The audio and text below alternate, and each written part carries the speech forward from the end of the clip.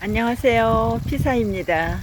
오늘은요, 아산에 있는 횡단길 보불 맹사성 기념관을 찾아왔습니다. 날씨가 오늘 아침에는 추웠었는데 지금은 화창하다 못해서 뜨겁습니다. 은행나무가 위에 있어서 냇물이 줄줄 흐르는 이곳에 은행들이 떨어져 가지고 있네요.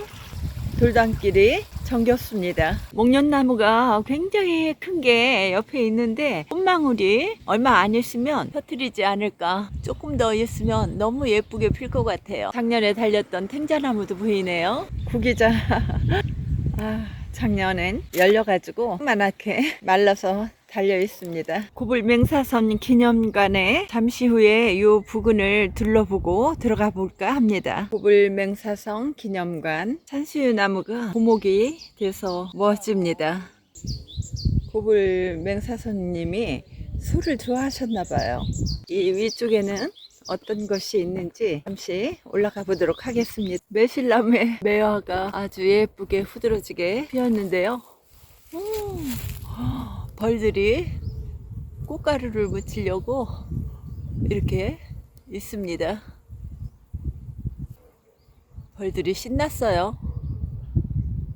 봄이 왔습니다. 봄이 오다 보니까 파릇파릇하게 새싹들이 올라오고 있고요. 매화꽃이 너무 예쁩니다. 저는 흰색을 좋아해서 꽃도 장미꽃, 장미 외에는 흰색 꽃을 좋아하는데요. 매화에도 매실꽃, 청매화도 있고 홍매화도 있고 뭐 여러 색상이 있는데 색이 나름 예쁜 것 같아요. 깔끔하고. 청백리 고불 맹사선 선생님의 이 조형물은 시대가 요구하는 인문의 기본과 청백리의 대명사인 그 맹사성님의 청렴함을 상징적으로 표현한 작품이라고 합니다. 맹사성의 작품에는요, 격식에 얽매이지 않는 삶을 검소한 평상복 차림과 말이나 마차가 아니라 검은 소를 타고 다니는 모습으로 표현하였는데요.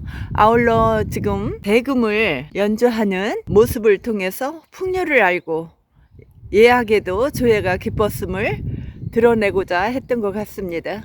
전시실 입구 쪽에 들어왔는데요.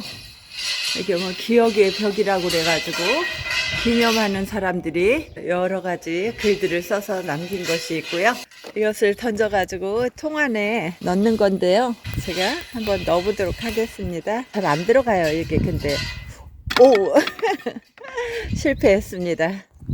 맹사선님은 검은 소를 즐겨 타셨다 그러는데 이곳에도 조형물이 있네요. 한국특이의 굴렁쇠라 그러죠. 굴렁쇠도 있네요. 이곳은 어디인지 잠시 내려가 보겠습니다. 예전 사극에서나 볼 수 있었던 문이 있고요.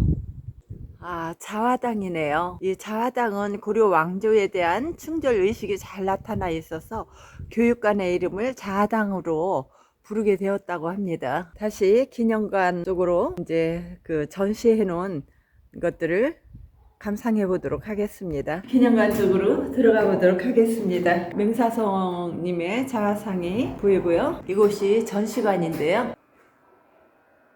고불정신이란 충효정신, 청백정신, 충신정신, 점례정신, 수절정신이라고 합니다. 신창 맹씨의 유래와 가족도가 쭉 설명되어 있고요. 세종 때에는 8년간 재상으로 활동을 했고 청렴한 관료로 명재상이라는称성을 받았다고 하는 일화들이 쭉 나열이 되어 있는데요. 탄생 실화서부터 맹사성에 자라온 과정, 그리고 효자로도 목민관으로도 알려진 분인데요. 음악에도 남다른 역량을 가지고 있었고 전문가로 음악의 평가를 받기도 했다고 합니다. 일화로 또 유명한 것은요, 태종실록을 편찬했을 때 실록을 보고자 했더니 실록이 열람을 하지 않는 것이 좋겠다라고 조언을 해서 조선 왕조 500년의 찬란한 기록 문화 발전에 기여를 했다고도 하네요. 태종실록을 보려 했던 세종을 말렸던 분이시고요. 그리고 장영실에게 호군의 관직을 내리는 일에도 찬성을 했다고 합니다. 호달령이라는 의복이 전시되어 있고요. 공배 중 받은 편지에 대한 답신과 효자 박공의 관직 추천에 대한 답신도,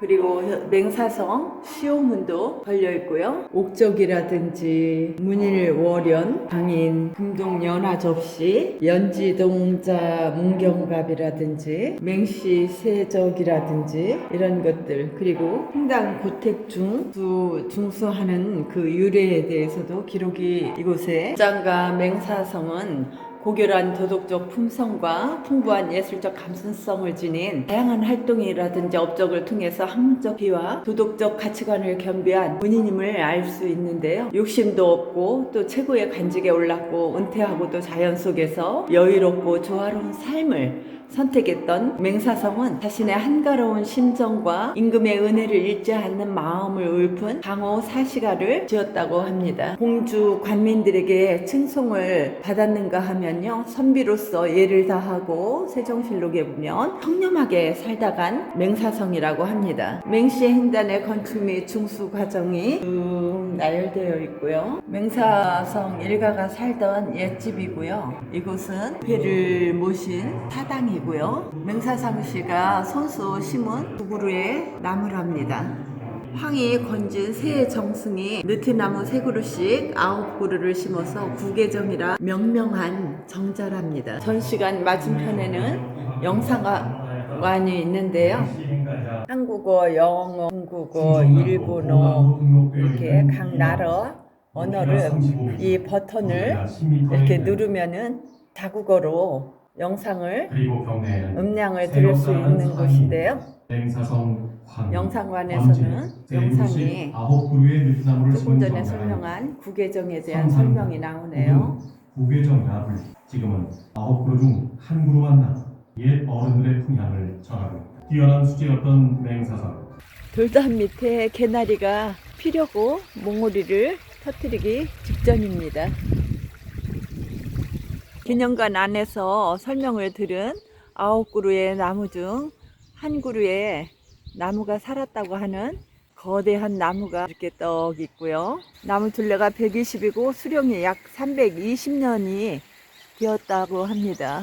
이곳은 문화관광 해설사의 집인데요. 안에 들어가서 해설을 해달라 그러면 이 관광에 대한 해설을 쭉 설명을 해주는가 봅니다. 아무도 없는 것 같아서 그냥 나가겠습니다.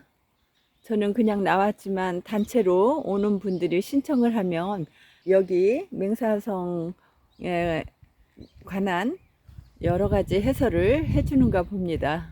저는 그냥 통과하겠습니다. 단체로 온 게 아니라서.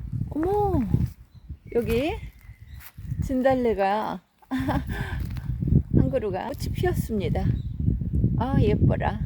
조금 이쪽으로 올라오니까요, 새덕사가 보이고 맹시 고택이나 또 뭐 화장실이라든지 구계정이라든지 이렇게 보이고 있는데요.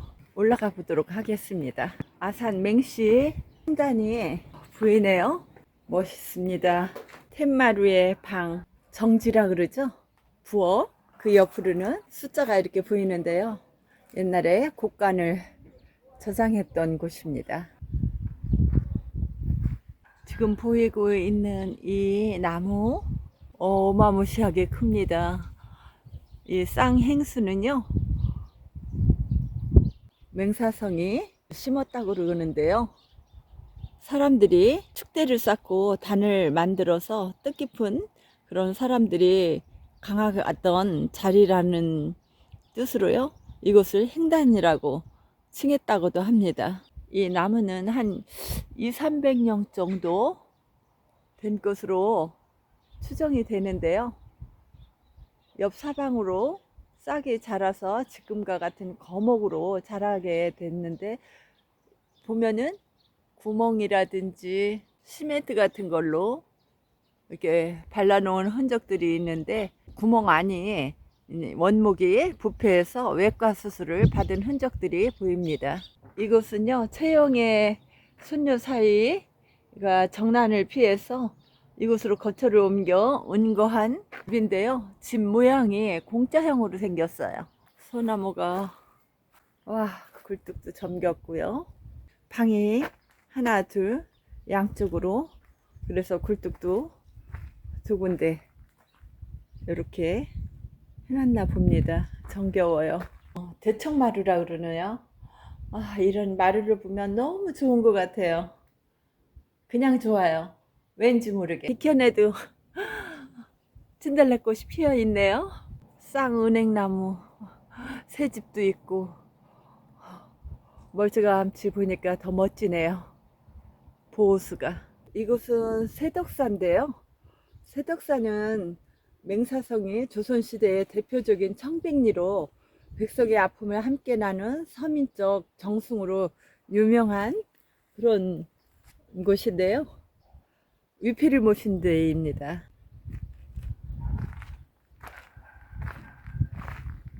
맹사성님의 위패를 모신 사당이네요. 이렇게 해서 곱을 맹사성님의 고택을 쭉 둘러보았고요.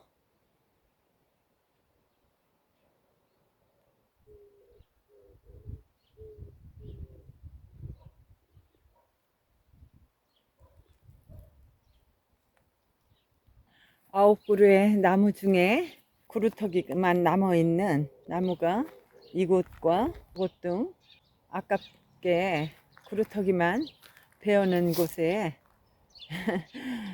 구루터기만 남아 있습니다. 이렇게 해서 맹시의 행단과 고택, 위패를 모신 사당 등을 둘러보고 끝을 맺을까 합니다. 여러분 사랑합니다. 다음 영상에서 다시 만나요.